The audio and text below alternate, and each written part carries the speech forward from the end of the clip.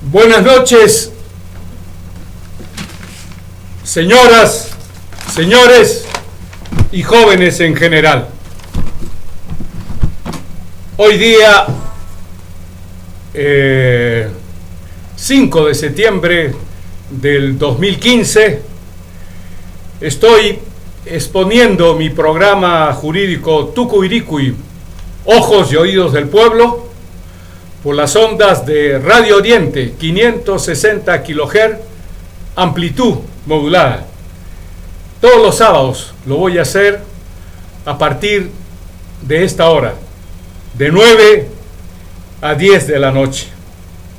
En realidad, el programa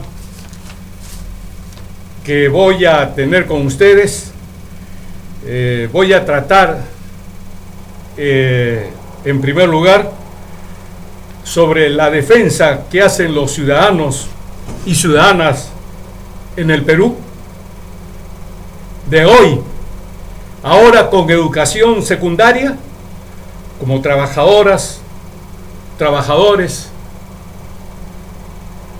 campesinos, campesinas, pequeños comerciantes, jubilados, pensionistas, hombres y mujeres, sobre la defensa de sus derechos a una vida mejor en cuanto al lugar donde viven. Verbigracia, por ejemplo, los casos Majás, Bagua, Conga, Valle del Tambo, o para que se respete lo que señala la ley, para que se deroguen los decretos legislativos dictados por el delincuencial expresidente de la República del Perú, Alan Ludwig Gabriel García Pérez, en su segundo gobierno, que violaban el artículo 6º, numeral A, del convenio 169 de la Organización Internacional de Trabajo, OIT, sobre el derecho a la consulta previa, que tienen esa prerrogativa, esa facultad, ese derecho, los pueblos que se van a afectar cuando se va a dar una ley que no considera la consulta previa, o cuando se derogó la ley Pulpín, que desconocía derechos laborales, constitucionales, que están para todos, incluyendo a los jóvenes, a los cuales se les iba a imputar, a cercenar este derecho. O en el caso del lote 192, porque en Andoas, deben ustedes saber, señoras, señores, jóvenes, hombres y mujeres del Perú actual, campesinos, campesinas, pequeños comerciantes, jubilados, pensionistas, hombres y mujeres, que constituyen la mayoría en el Perú, no las minorías, como las empresas millonarias, mineras, petroleras, gasíferas, empresas como las AFP, bancarias, o productoras de alimentos industrializados, o de fármacos, o de medicamentos. Eso deben de saber todos los que escuchan en Radio Oriente, de que nosotros, los trabajadores, las trabajadoras, los campesinos, las campesinas, los pequeños comerciantes, los jubilados, los pensionistas, hombres y mujeres, constituimos la mayoría en el Perú, que solamente los políticos delincuenciales, todos, presidentes, yo digo desde Belaúnde, Fernando Belaúnde Terry, ¿y por qué razón? Y yo lo sustento. Como estoy recién hablando en esta radio, en una oportunidad, un inspector de impuestos, yo fui inspector de impuestos, Después he sido catedrático de Derecho Tributario y Aduanero en la Universidad Nacional Mayor de San Marcos en los programas de Ciencias Contables y de Derecho. Me llamó un compañero, Alfredo Stein, quien había sido encarcelado con otros trabajadores. ¿Por qué razón? Porque las máximas autoridades de Acción Popular, Javier Díaz Orihuela, por ejemplo, Javier Díaz, que ha sido secretario general, Orrego, etcétera, habían comprado el Instituto Sanitas por 2.500 millones, cuando costaba 4.800 en libros. El caso es de que me apersoné, hablé y me contó pues que habían sido encarcelados y estaban en esa época en la policía fiscal. El jefe era un general Domínguez. Ahora donde está el Turim, en Lince. Y una de las cosas que yo le dije al general Domínguez: oiga, ¿usted por qué ha arrestado a los trabajadores? Usted debe encarcelar a los que han comprado. Es absurdo.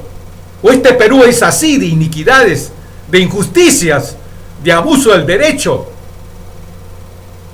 Al poco tiempo, a los días así, logré persuadir, y convencido de que eso era lo correcto, salieron de la cárcel. Inclusive, a través de un tal Carlos Campuzano, que era el testaferro de ellos, me dijo que si yo podía ser el abogado de los accionistas, lo cual para mí era un crimen, porque yo había defendido precisamente a los trabajadores, porque ellos no tenían nada que hacer con la compra. Quienes habían comprado habían sido Javier Díaz Orihuela, Orrego y todos los principales jerarcas de Acción Popular. Simplemente, en esa época yo le tenía un gran respeto a mi profesor de Derecho Penal, Luis Roy Freire, y recomendé que él fuera el defensor, sin saber lo que ha pasado después con Luis Roy Freire, que él defiende a procesados por narcotráfico, lavado de activa, y su hijo, Eduardo Roy Gay, dice que al galgo le viene de herencia. Igualito, es abogado de los Sánchez Paredes, de César Cataño Porras, ¿no? Por darles dos ejemplos. Entonces, yo sí tengo una evidencia terrible contra el gobierno y contra lo que fue Fernando Belaúnde Terry, independientemente que tocó el Sistema Nacional de Pensiones. Por lo tanto, ahí hay malversación de fondos. Si se usa lo que era el Fondo Nacional de Pensiones. Por ejemplo, ahora lo que pasa con lo que hizo el delincuente Alberto Fujimori con lo de las AFP, que creó, mató la solidaridad que había con el Sistema Nacional de Pensiones, creado ¿por quién? Por el mejor presidente del Perú, Juan Velasco Alvarado. Ese hombre, para mí, llevó al Perú en lo más alto, inclusive dignificó al cholo, a la chola peruana. ¿Por qué razón? Porque les quitó, y bajo expropiación, tan es así de que hasta ahora están los bonos de reforma agraria. Al amparo de una ley de reforma agraria, entregó a los trabajadores los complejos agroindustriales. Ahora están defendiendo Tumán, Andahuasi, y también les entregó tierras a los campesinos y a las campesinas que tenían una situación de llanaconas, es decir, de una esclavitud del terrateniente, del latifundista con sus trabajadores. Entonces, con un principio de redistribución de la riqueza, quitó estas tierras y las entregó a los campesinos. Estos precisamente tuvieron una rentabilidad para afrontar la vida futura. Es lo más grande que pudo pasar. En el tiempo de Juan Velasco Alvarado, que yo creí que el condenado este que tenemos de presidente, el cobardón Moisés Ollantumala Tazo, iba a ser un presidente de la República que iba a defender a los campesinos, Verbigracia, Conga, el Valle del Tambo. Juan Velasco Alvarado, por ejemplo, creó lo que se llama ahora medicamentos genéricos. Creo que antes era medicamento esencial. Era una forma de ayudar a la clase trabajadora. Yo, por ejemplo, yo he tenido un problema de artritis reumatoidea. Me cuesta 40 centavos la pastilla. Si yo la compro como un producto de marca Merchardón, Farmindustria, me costaría 6 soles 50. Imagínense. Eso lo hizo Juan Velasco Alvarado. Los inversionistas que no pagaban impuestos, la SUNAT se encargaba de cobrar esos impuestos, y si los inversionistas no cumplían con el pago de los tributos, simplemente el Estado la sostenía. O sea, nada quitado por la fuerza, todo hecho bajo la ley. Más aún, en esa época yo tenía la oportunidad de ser expositor con Carlos Manuel Ayarza Málaga, otras personas más. Y uno de los puntos importantes del impuesto a los bienes y servicios que se había creado era, por ejemplo, alentar, ser un acicate, un aliciente a la industrialización del Perú. Cuando llegó el felón Francisco Morales Bermúdez, se acabó todo eso. Yo me acuerdo, en esa época había estado asesorando a una empresa Metalotecnia, y el asesor legal de la parte civil era Domingo García Belaúnde, y yo era el asesor tributario y comercial. Yo en esas cosas que pasaron, me acuerdo, Paul Gristen, él era el dueño, y en una oportunidad el ingeniero de producción Alejandro, se llamaba como uno de los integrantes de Morochucos, Alejandro, no me acuerdo su apellido, nos hicimos muy amigos, y un día me dijo: Javier, ¿sabes qué? El gerente de administración le tiene una animadversión a un trabajador que yo considero que es de primera. ¿Yo lo debo defender? Sí, le dije, definitivamente. Porque está actuando injustamente el gerente de administración, que estaba ligado, era pariente del dueño, de Paul Gristen. Al final salió el gerente de producción, que hace como 5 años lo he vuelto a ver, y salió el asesor legal, pese a que a esta empresa yo lo había salvado de la quiebra, precisamente por mis conocimientos tributarios.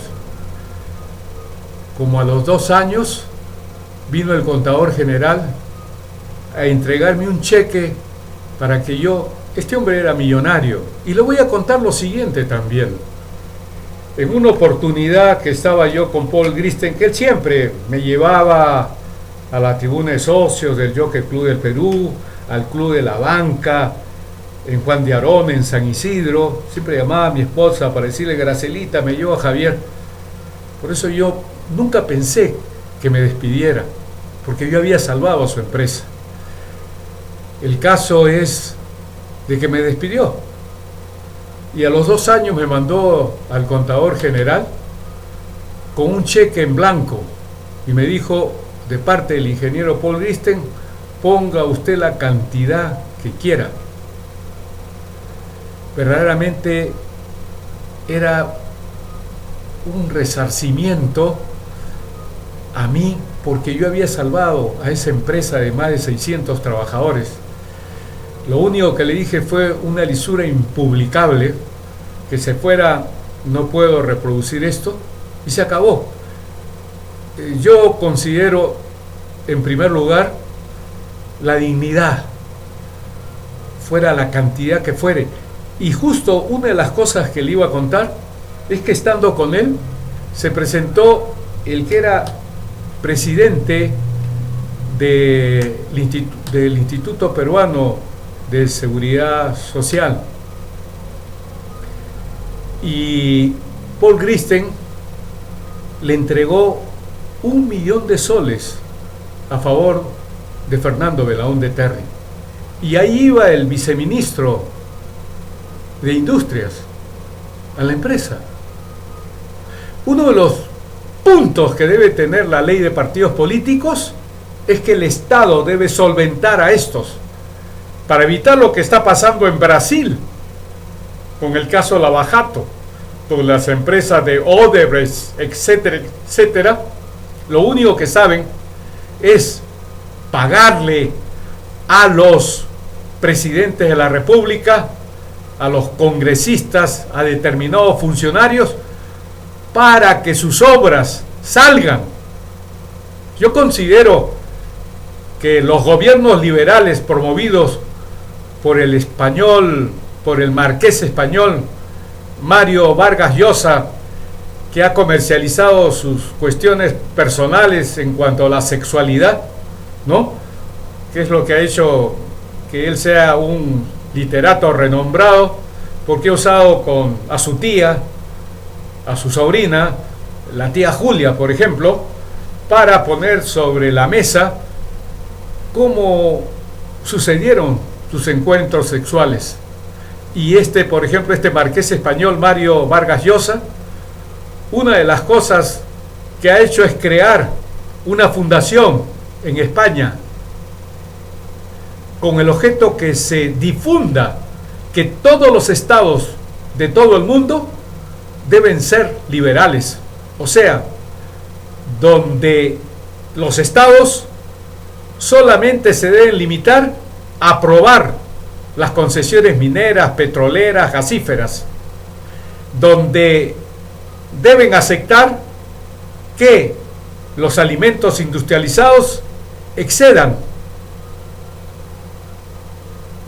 los índices de sal, azúcar y grasa indicados por la Organización Mundial de la Salud y por la FAO. Que los estados no intervengan en relación a los precios de los medicamentos, de los fármacos, lo cual es un crimen con las mayorías, no con las minorías millonarias de las empresas bancarias, gasíferas, petroleras, mineras. Porque estas empresas tienen sus gerentes, sus subgerentes, su personal de confianza y de dirección, que tienen muy buenos sueldos, a quienes en ningún momento les afecta los aumentos de los precios en la gasolina o en los productos de primera necesidad. Eso golpea en el bolsillo de usted, señora, de usted, señor, de usted, joven, sea trabajador, trabajadora, campesino, campesina, pequeña comerciante, jubilado o pensionista, hombre o mujer. El caso es, pues, que los gobiernos liberales, para mí, son como una especie de una moneda. Por un lado, actúan así, con una limitación en donde el Estado está sujeto al mercado, a la oferta y a la demanda. Pero si volteamos la moneda, vemos corrupción. Verbigracia, por ejemplo, Alan Ludwig, Gabriel García Pérez, Alberto Fujimori, Alejandro Toledo Manrique, Moisés Ollantumala Tasso y sus partidarios. Miren cómo será este asunto, que más del 90% de los congresistas del Perú tienen ilícitos penales. ¿Cuál es el peor de ellos? Uno de Gana Perú, del nacionalismo, del cobardón de Moisés Ollantumala Tasso.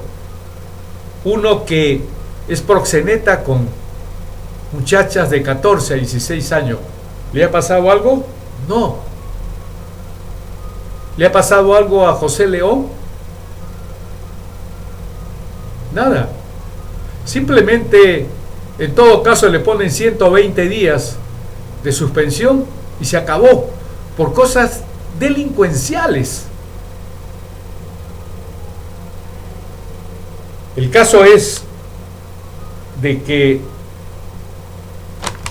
por ejemplo, ustedes deben saber que la defensa que hacen los ciudadanos y ciudadanas del Perú, por ejemplo, en el caso del lote 192, porque en Andoas, donde se produce la riqueza de hidrocarburos, ustedes saben que no hay luz, no hay agua, no hay alcantarillado, no hay carreteras. En la región de Loreto ni siquiera se paga la compensación por tiempo de servicios a los 700 profesores que han cesado, que por muchos años han trabajado. ¿Saben ustedes cuánto de dinero ha producido el lote 192? Más de 40.000 millones de dólares. Es posible que no haya luz, no haya agua, no haya alcantarillado, no haya carreteras. Andoas.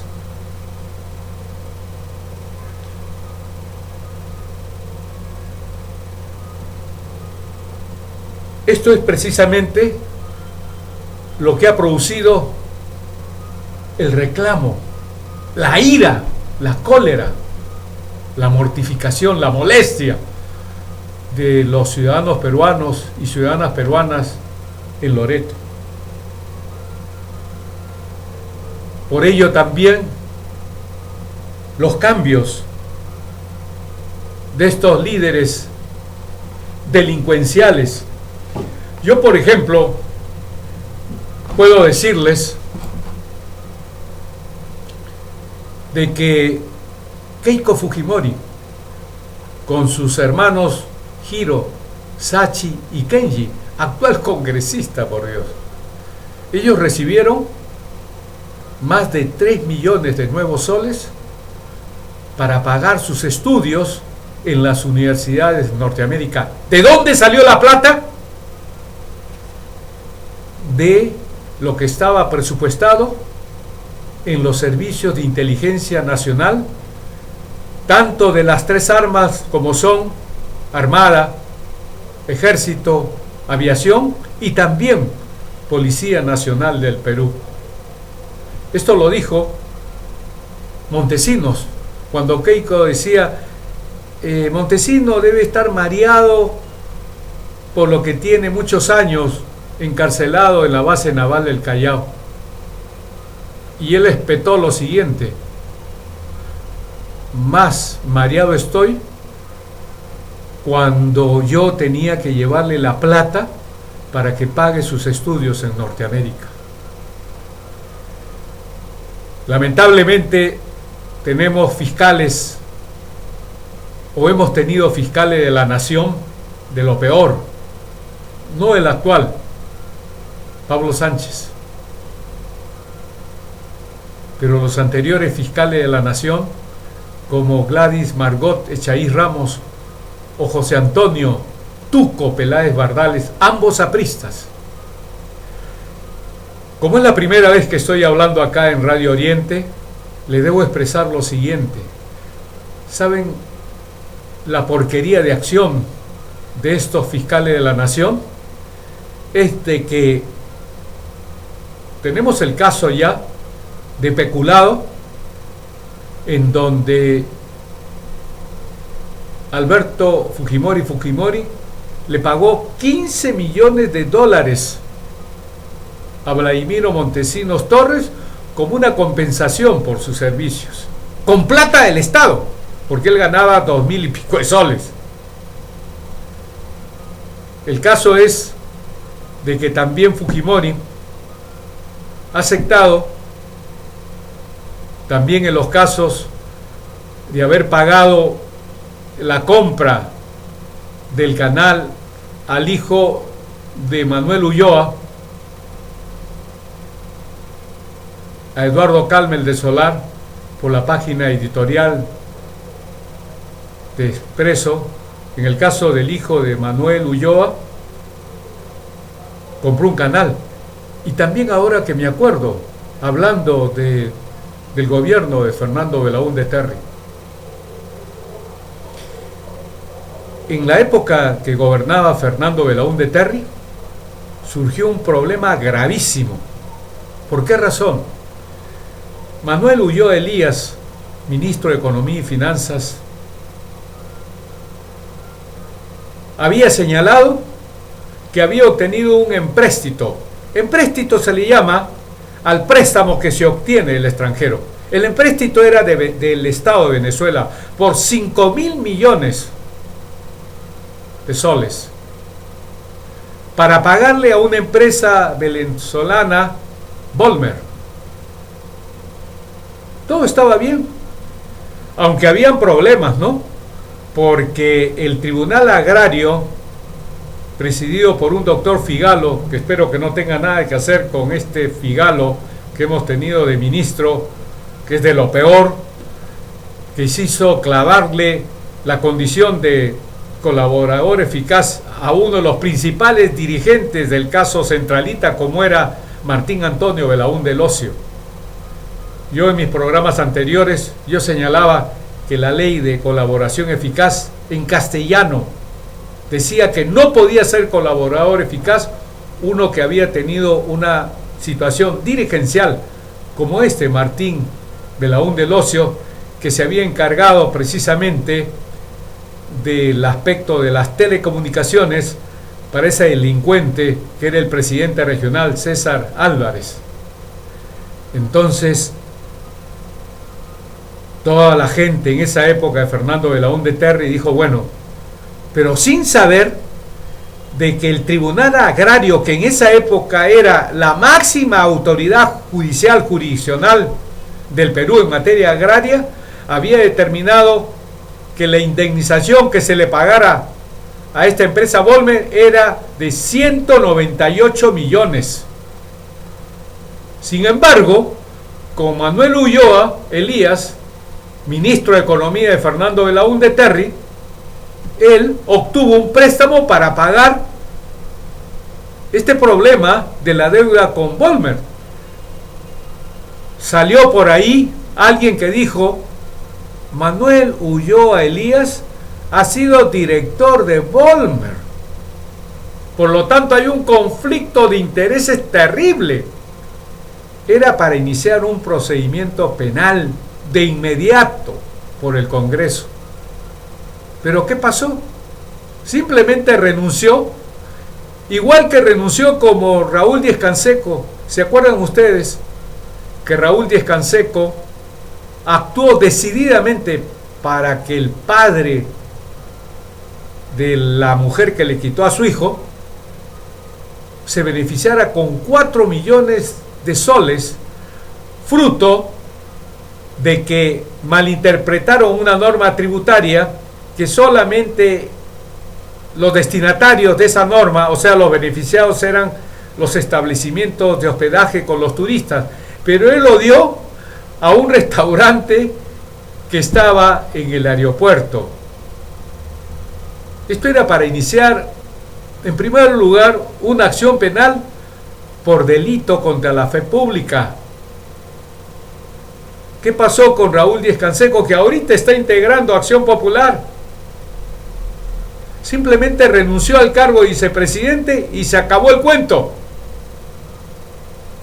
Lo mismo que pasó con Chejade, Omar Chejade Moya, ¿no? Renunció y no le pasó absolutamente nada con las otras incriminaciones en el Código Penal que le correspondían en el caso de las brujas de Cachiche, ¿se acuerdan? Entonces tenemos de que los principales líderes y sus partidos políticos,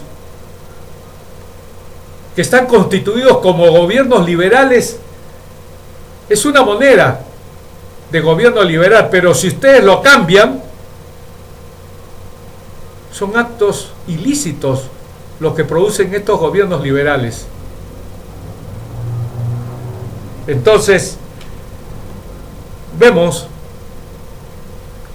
que ya no es el caso del año 46, por ejemplo, 48, donde un ciudadano o una ciudadana de Cerro de Pasco solamente tenía primero o segundo de primaria.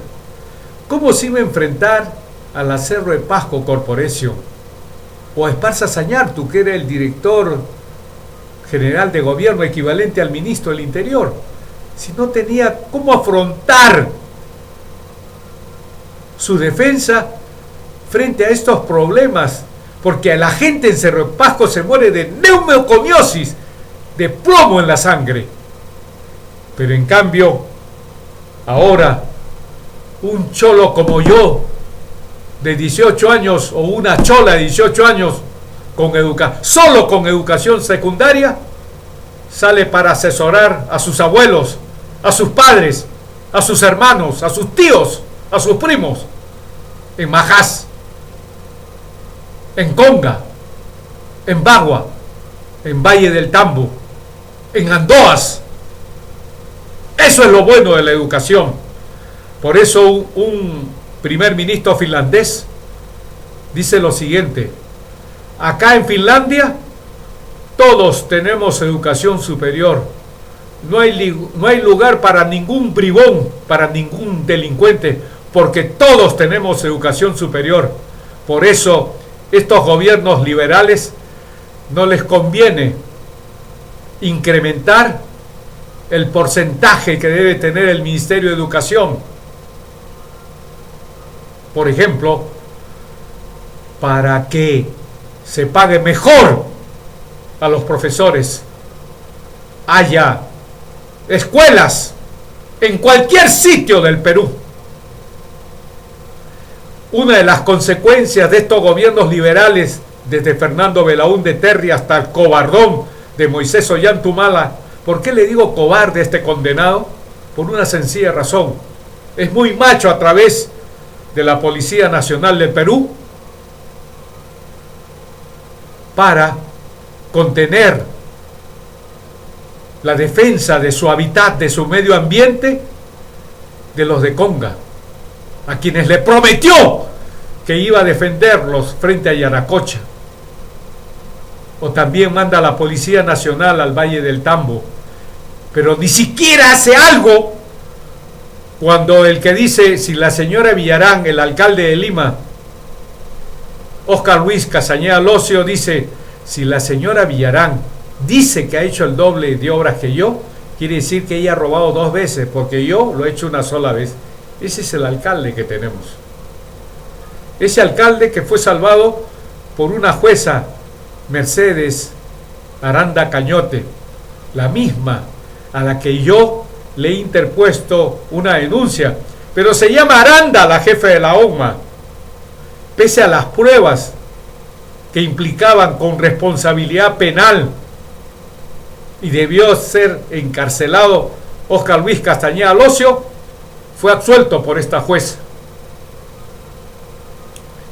Una de las cosas que debemos luchar en el 2016 es que personas que yo considero que son correctas, honradas, como el ex padre Marco Antonio Arana Segarra, o como Verónica Mendoza Frich, o como Marisa Glave, como Pedro Franque, como Humberto Campodónico, como Alberto Adriancén, por ejemplo, son personas que tienen que constituir el nuevo gobierno del año 2016 para acabar con este gobierno liberal que hace muchas décadas, hace muchos años, salvo Juan Velasco Alvarado, gobierna el Perú.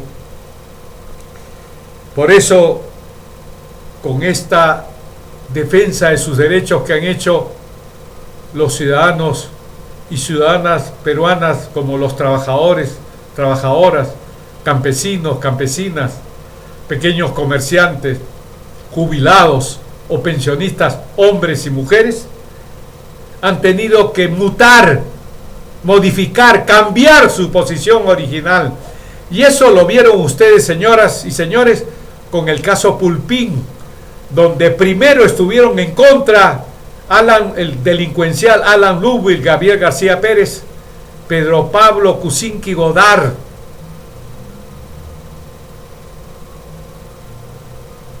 Yo debo primero terminar con el caso de Keiko Fujimori. Keiko Fujimori con sus 4 hermanos, con sus 3 hermanos, habían recibido dinero del Estado, presupuestado los servicios de inteligencia nacional.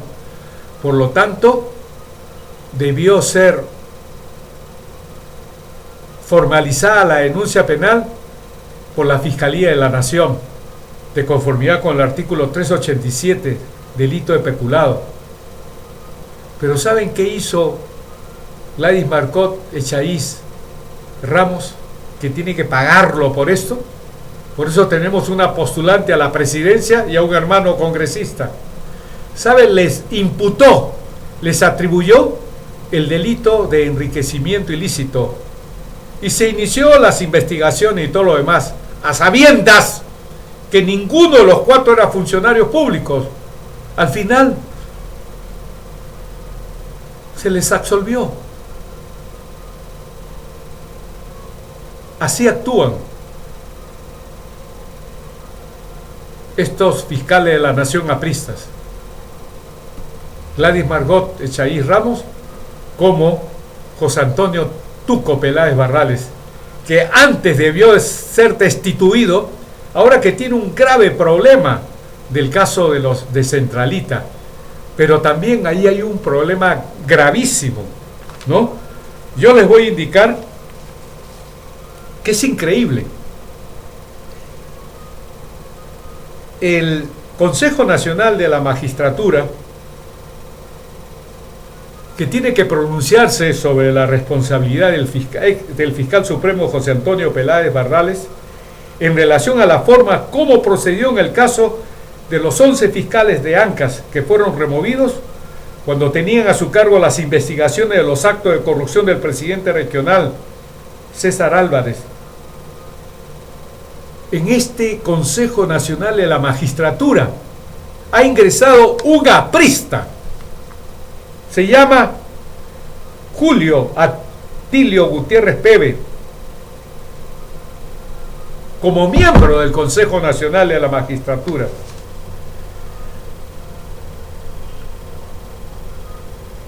Gutiérrez Peve fue el candidato del partido aprista para el cargo de Contralor General, que al final fue propuesto por el delincuente Alan Ludwig Gabriel García Pérez y nombrado por el voto de Solidaridad Nacional. Me refiero a Fuad Curi Zarzar. Pero en esa época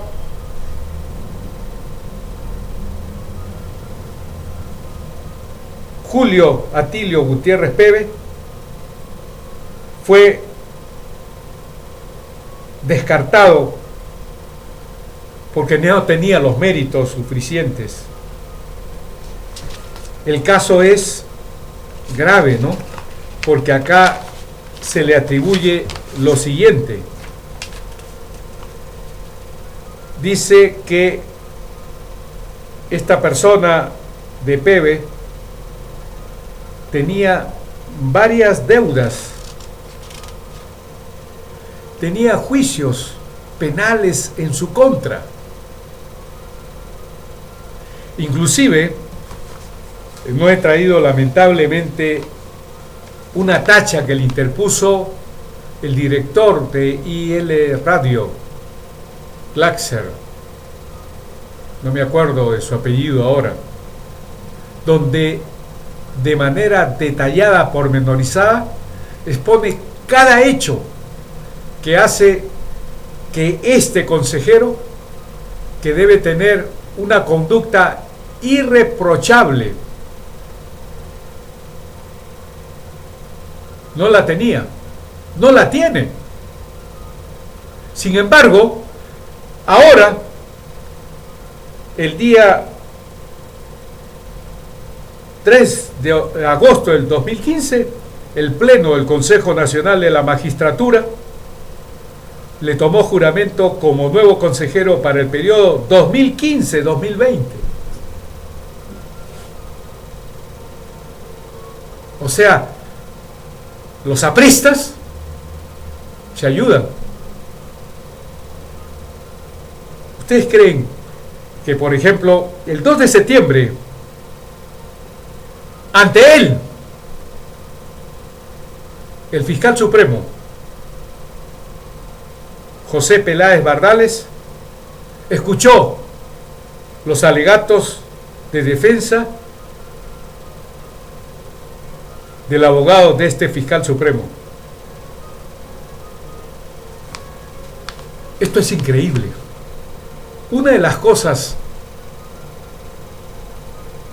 que el presidente de la República, sea Marco Antonio Arana Segarra o Verónica Mendoza Frich, y los congresistas que los deben acompañar, para que en virtud del artículo 206, que permite la modificación parcial o total de la Constitución, pueda expulsarse a todos los que tienen participación en los entes constitucionales, como este, Julio Atilio Gutiérrez Peve, que indiscutiblemente, aparte hay otro, Máximo Herrera Bonilla. Máximo Herrera Bonilla ha debido ser extirpado por el Congreso de la República del Perú, porque ya no lo podía hacer de conformidad con el artículo 7 de la Ley Orgánica del Consejo Nacional de la Magistratura. Entonces había que aplicar el artículo 154 de la Constitución, que establece que cuando un consejero comete un acto grave, ¿y cuál era el acto grave? De que precisamente la Ley Orgánica del Consejo Nacional de la Magistratura determina como caso grave si se detecta a un miembro, a un consejero, teniendo una actividad con un postulante para acceder a un cargo mayor, como era el caso de Fidel Castro, del fiscal Fidel Castro, que estaba postulando a ser fiscal superior. El caso es que se les halló en un almuerzo en el Hotel Sheraton. Esto ha debido determinar, de conformidad con la Ley Orgánica del Consejo Nacional de la Magistratura, la destitución de este Máximo Herrera Bonilla. ¿De dónde es este consejero Máximo Herrera? Aprista. Por eso todos sus votos son para nombrar jueces fiscales apristas, y no destituye a ningún juez o fiscal aprista.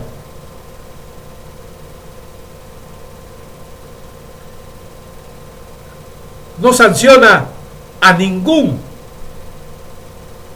aprista, el funcionario público aprista. Ha sido la finta de escucharlo a este fiscal supremo José Antonio Peláez Bardales, que tiene cosas increíbles, ¿no?, que lo destaca Hildebrand en su último semanario.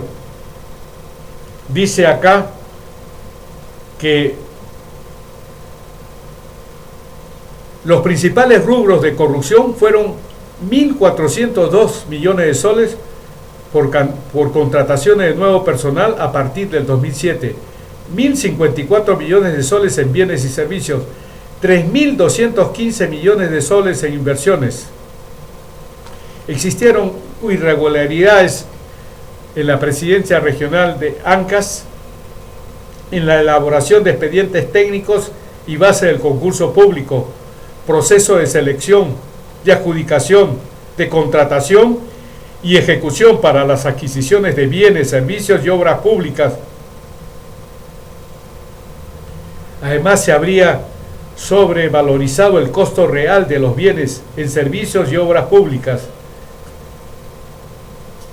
El expediente que se ha organizado, que está en el Consejo Nacional de la Magistratura, implica que esta mafia organizada a dos ex fiscales de la Nación, uno ya se fue retirado, a dos expresidentes del Poder Judicial como Javier Enrique Mendoza Ramírez, a quien yo denuncié ante el Congreso. ¿Quién lo salvó? Jorge el Castillo, y el otro Núñez del Arco, aprista, más un fujimorista, en el Congreso. Como no lo destituyeron, lo nombraron presidente del Jurado Nacional de Elecciones.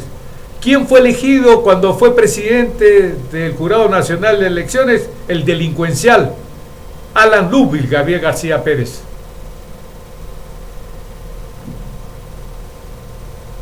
Dice acá, este documento entregado por la Comisión Congresal, que existen indicios razonables de la comisión de los delitos de incumplimiento de los deberes funcionales y asociación ilícita para delinquir agravada, así como la presunta responsabilidad penal, en este caso por parte del doctor José Antonio Peláez Bardales, fiscal supremo titular.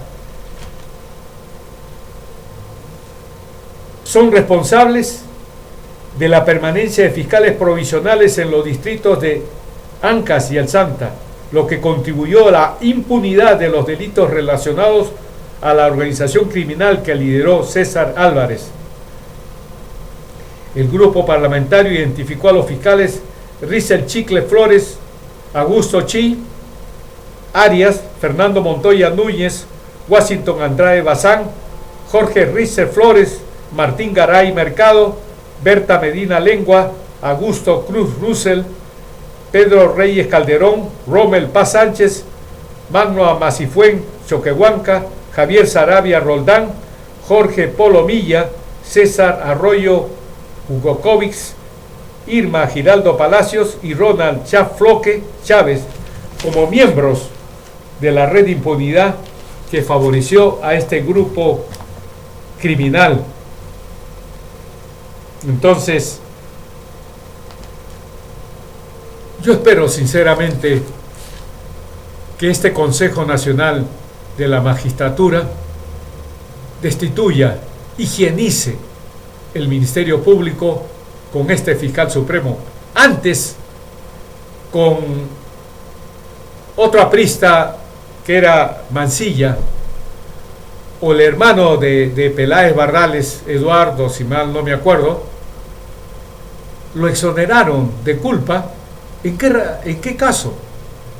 Se mostró un video, un audio, en donde el socio del estudio de Alberto Quimper Herrera hablaba con José Antonio Peláez Bardales y le pedía por favor que actuase en dos casos, frente, me imagino, a Gladys Bargoe Chaiz, porque el día que le quería, oye, tienes que hablar hoy día, sí le decía, porque hoy día la voy a ver, porque hoy es el día del fiscal, es el 12 de mayo, justo es mi santo.